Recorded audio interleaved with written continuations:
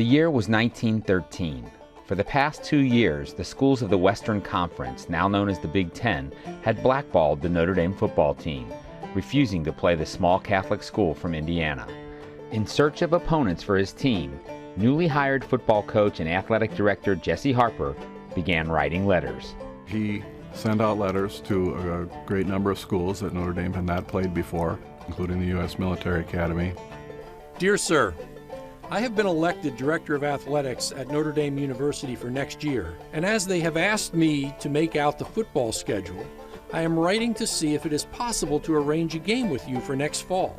You are no doubt familiar with the record Notre Dame made this year, and also the record she has made for the last few years. I sincerely hope it will be possible to get on your schedule. After trading a series of Western Union telegraphs, Harper and Army Athletics manager H.F. Loomis agree on a date for the 1913 season. The Army saw Notre Dame as certainly a game that they should be able to win and agreed to it. Harper then continued to sign national opponents for his squad to play. Penn State and Texas, and those become the two other major trips of the 1913 season. All away games, of course, because Notre Dame was still quite some time from being able to attract a major school to come in and play at what was then very small Cartier Field. Just months later, the radically different football schedule was unveiled in the Notre Dame student newspaper. Above is given the schedule of games arranged by Coach Harper for his men.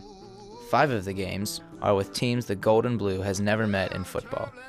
Taken all together, the schedule is by far the hardest arranged for our Gridiron Warriors since the organization of the Western Conference, if indeed it is not the hardest in the history of local football. Heretofore, Pittsburgh has marked the eastern limit of Gold and Blue football excursions, but this year Coach Harper will send his men into the Far East for 2 invasions, to the Army and to Penn State. In these games, Notre Dame will meet the best in the East. For the first time, too, our 11 will invade Dixie. The Thanksgiving game this year will be played against the University of Texas on Clark Field, Austin. The 1913 schedule Harper arranged for his team became the blueprint for decades of Notre Dame football to come.